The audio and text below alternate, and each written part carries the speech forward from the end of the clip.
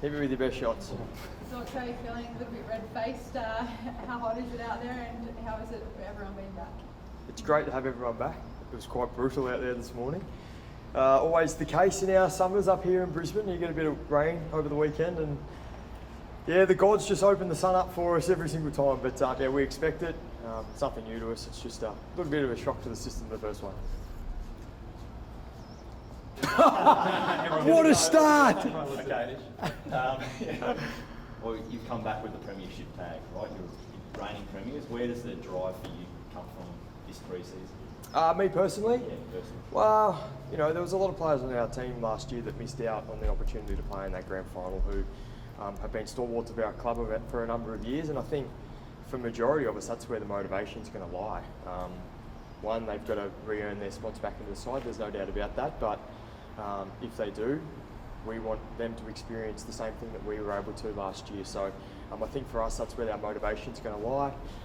We understand that, you know, every team's going to be chasing us, similar to what we experienced last season. We just, you know, got to make sure that we don't start the way we did last year. But I'm sure we'll put all that aside. But yeah, I think for us as a whole team, that for those guys who've been an integral part of our team over the last 6 years and experienced all the hardships of the losses and everything like that, it'd be great to recreate that feeling once again for them. It's obviously still really early days, but are you still planning on next season being in that backline role, or with the Gideons and Toms ideally coming back, could you be in line for another reshuffle? Well, I think I'll be playing halfback. Yep. Yeah, sorry, I was going to give you a clever answer there, but I didn't really have one. Yeah, I think talking to Fags throughout the off-season, I think that would be the position where I would line up. Obviously, it's going to be great having Kitty and Tom come back.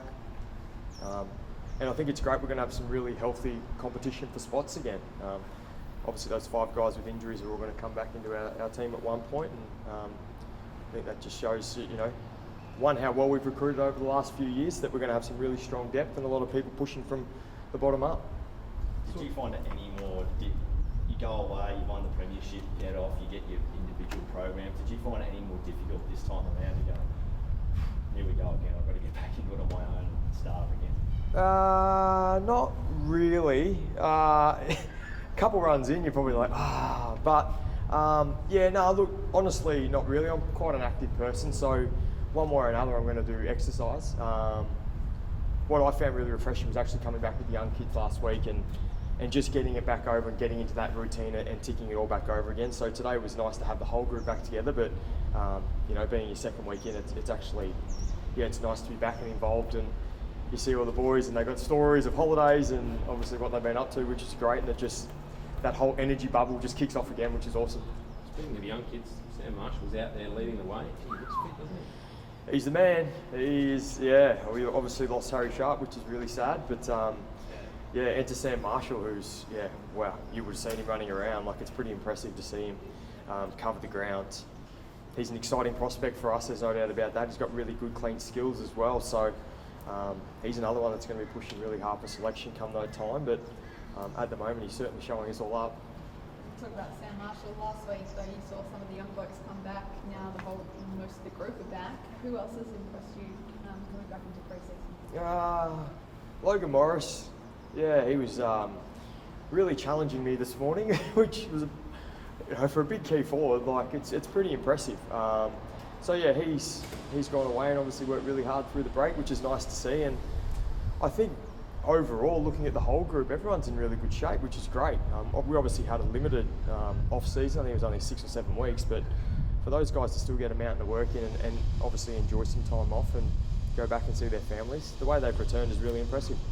Obviously, recent history, like, it's been really hard for defending champions to do it again, like, let alone make a final in the top 8. Like, is that something else that drives you to sort of buck that trend, or is there some? I mean, there's probably plenty of reasons why you won't be in that boat, but are you aware of, I guess, yeah, obviously there's going to be talk about Premiership hangovers and everything like that. There's no doubt about that, but I just feel like this group has matured so much in the last 6 years. We've encountered so many different scenarios, and we've always seemed to come out and just improved. And I think that'll be the driving force of Faces meetings going forward. Is we just need to keep improving. The competition's evening up every single year, and we would love to buck that trend of obviously going and trying to get back to that last day in September again. But ultimately, we know there's a power of work to get done before that. And as I said, the way the boys have returned is a really good sign that we're going to be able to do that. If you look across the guys in the running group at the moment, like how fierce is that going to be come in the pre-season around 1 when there's so many spots on offer and 12 blokes trying to fit in? Yeah, well, I think that's really important that you get your work done now, really. There's, as I just said, there's going to be a lot of guys coming back from rehab. I don't know if I should spread the number, but there's quite a few. You would have seen a few on the sideline. Yeah, there's a few out there. So majority of them are starters. So the guys that are on the track at the moment have got to put their case forward and work really hard up until the Christmas break and after. And then once we get into match simulation, it's going to be interesting, isn't it? Pretty excited for it, to be honest. For yourself, I guess you're coming off arguably a career this year and at a time when historically athletes will start moving towards the end at this age, where you're signing contracts and having best years. Just how has sports science and athlete welfare and such all changed in your time in the AFL, and what specifically has helped you with your longevity? Obviously we've got a fantastic medical team here at the club, and externally I've got a fantastic medical team around me that work really hard to continue to keep me on the track, which I think is I think as you get older you probably want to spend less time on the track and you just want to play, but I've prided my whole career on just training as much as I possibly can.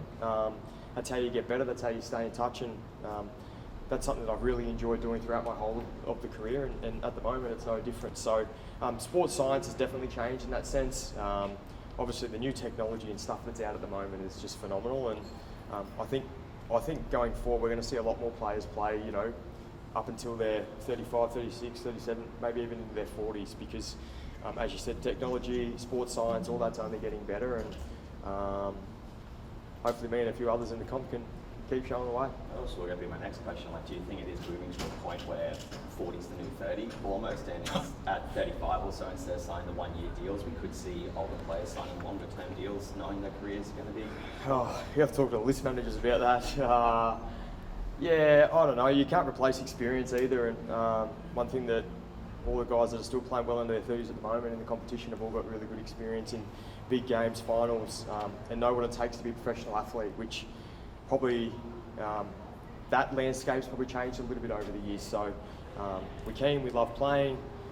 The young guys keep us fresh and energised, which is great. So I don't know about multi-year deals, but if the player wants to play on, I can't see why they wouldn't.